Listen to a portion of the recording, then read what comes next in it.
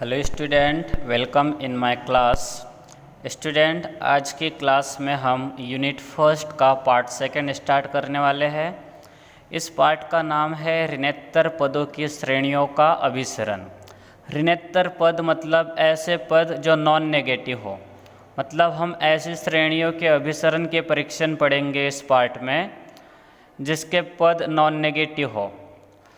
इसे हम धनात्मक पदों वाली श्रेणी भी कह सकते हैं। मतलब हम धनात्मक पदों की श्रेणियों के अभिसरण से संबंधित कुछ परीक्षण पढ़ने वाले हैं इस चैप्टर में। तो सबसे पहले हम धनात्मक श्रेणी किसको कहते हैं इसको समझ लेते हैं। यहाँ लिखेंगे श्रेणी। श्रेणी की परिभाषा समझते हैं। श्रेणी की परिभाषा में हम मान लेते हैं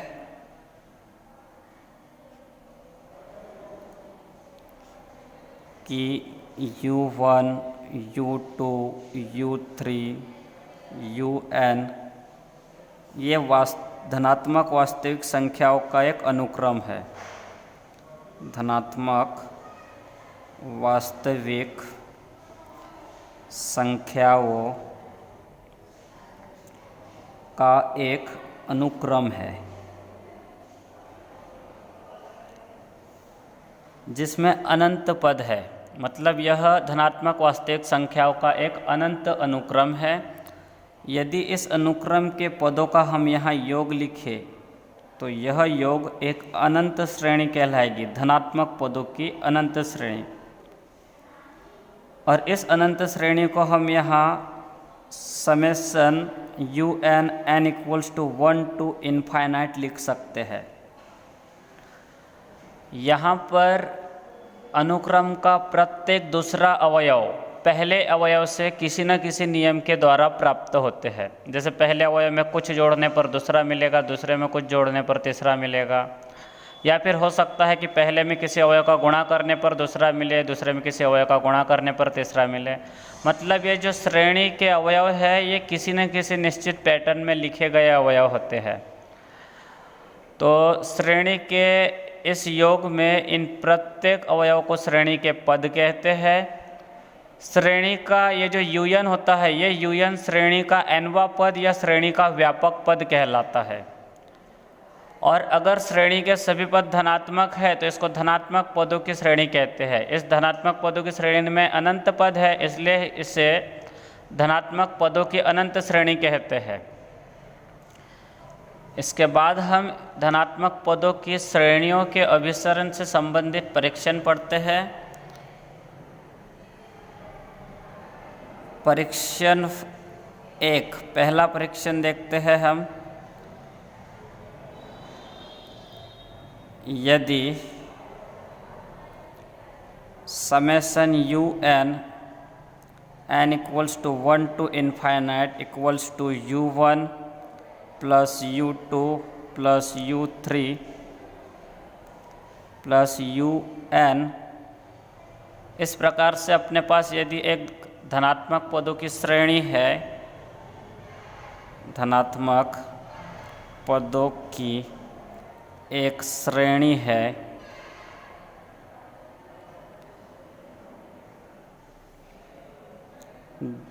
जिसके प्रथम n पदों का योग Sn है, अर्थात Sn इक्वल्स टू, अगर अपने पास एक श्रेणी दी गई हो जिसमें अनंत धनात्मक पद है और उन अनंत धनात्मक पदों की श्रेणी के शुरुआत के n पदों का योग, मतलब प्रथम n पदों का योग Sn है, मतलब Sn equals to U1 plus U2 plus U3 up to UN है।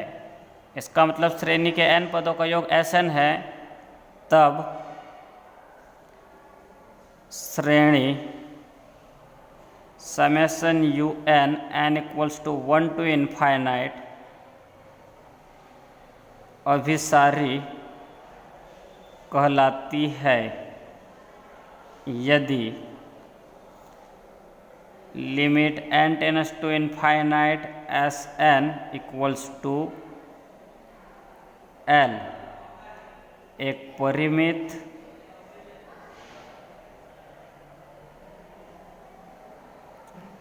एवं निश्चित राशि।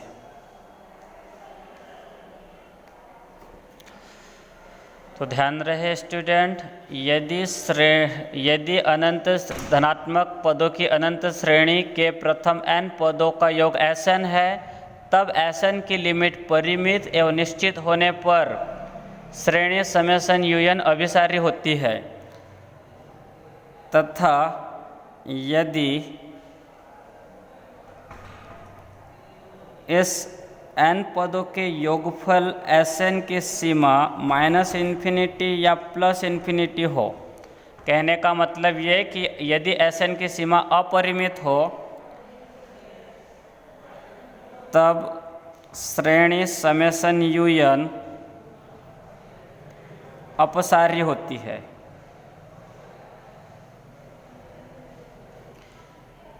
ये है धनात्मक पदों की अनंत श्रेणी के अभिसरण का पहला परीक्षण।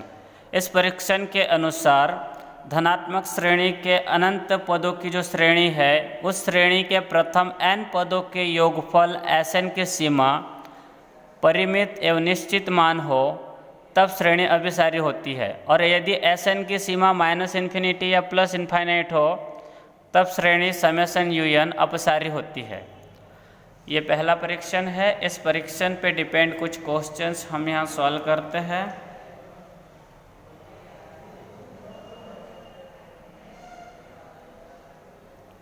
क्वेश्चन फर्स्ट, तो यहाँ हम पहला क्वेश्चन देख लेते हैं।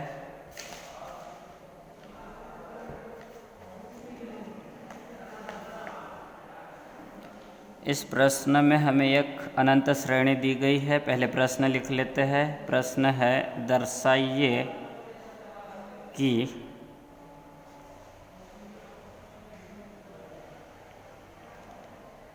निम्नलिखित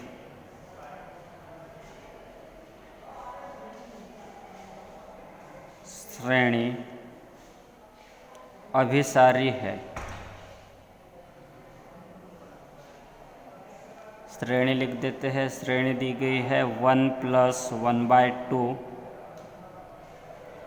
+ 1/2 to the power 2 1/2 to the power 3। तो हमें यहाँ पर एक श्रेणी दी गई है और हमें प्रूव करना है कि यह श्रेणी अभिसारी है। तो सबसे पहले क्या करना है, दी गई श्रेणी को summation n equals to 1 to infinite un से डिनोट करना है। दी गई श्रेणी को summation n equals to 1 to infinite un के इक्वल लिख देंगे हम।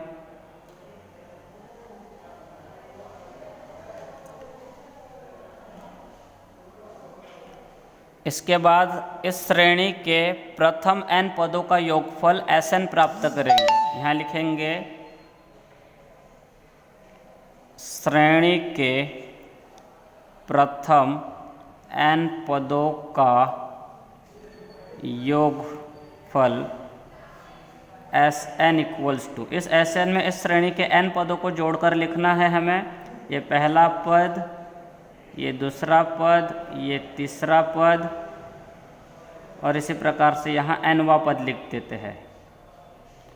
ध्यान रहे, इसके nवें पद में 2 की घात n-1 होगी, क्योंकि यहाँ पर दूसरे पद में 2 की घात 1 है, तीसरे में 2 है, चौथे में 3 होगी। मतलब जिस क्रम का पद है उससे एक कम घात में है। ये nवें क्रम का पद है, तो इस पद में 2 की घात n से 1 कम होगी। जैसे यहाँ ये तीसरे क्रम का पद था, घात में 2 था, चौथे क्रम के पद में घात में 3 आएगा। वैसे ही nवें क्रम के पद में घात में n से 1 कम n-1 होगा।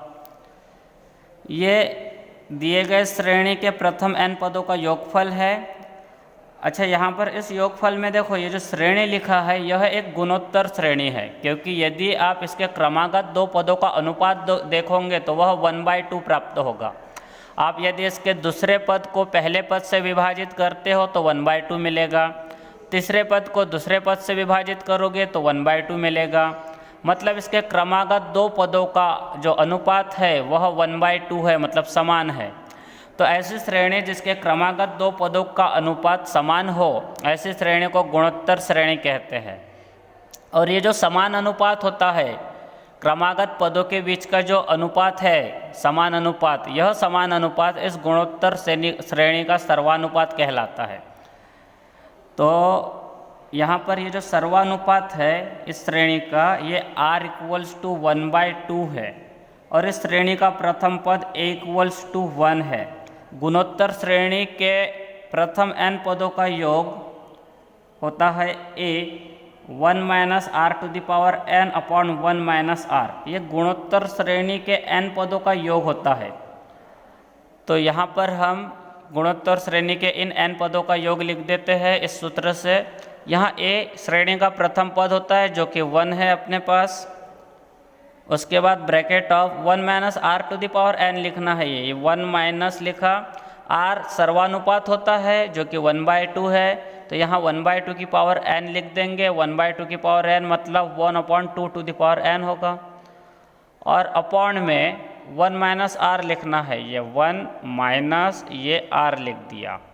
इस प्रकार हमने इस गुणोत्तर श्रेणी के इन n पदों को जोड़कर यहाँ लिख दिया, गुणोत्तर श्रेणी के n पदों का योग।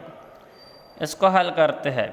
इसका जो हर है इसका कैलकुलेशन 1/2 आएगा, और इस 1/2 को जब हम ऊपर लिखेंगे तो 1/2 को ऊपर 2 लिखा जाएगा। 1/1/2 2 होता है, इंटू में ये 1 माइनस 1/2n, ये Sn का मान है। इसके बाद इस Sn की लिमिट लिख देंगे हम, इसलिए limit n tends to infinite Sn = limit n tends to infinite. इस 2 को लिमिट के बाहर रखते हैं क्योंकि ये कांस्टेंट है। n का जो फंक्शन है वह लिमिट के अंदर रख देंगे। ये 2 जैसे का वैसा लिखते हैं हम, n के जगह n की लिमिट रख देते हैं। फिर इस स्टेप को आगे बढ़ाएंगे। 2 फिर जैसे का वैसा रहेगा, 1 माइनस 1/2 इनफाइनाइट होगा। ये 2 1 माइनस 1/∞ 0, और ये कैलकुलेशन मिलेगा 2, जो कि परिमित एवं निश्चित मान है, परिमित एवं निश्चित मान। तो अभी जिस परीक्षण के बारे में पढ़ा है हमने, उस परीक्षण के अकॉर्डिंग यदि श्रेणी के n पदों के योगफल की सीमा परिमित एवं निश्चित हो तब श्रेणी अभिसारी होती है। तो यहाँ लिखेंगे अतः दी गई श्रेणी अभिसारी है। यहाँ हमने दिए गए श्रेणी के प्रथम n पदों का योग Sn प्राप्त किया।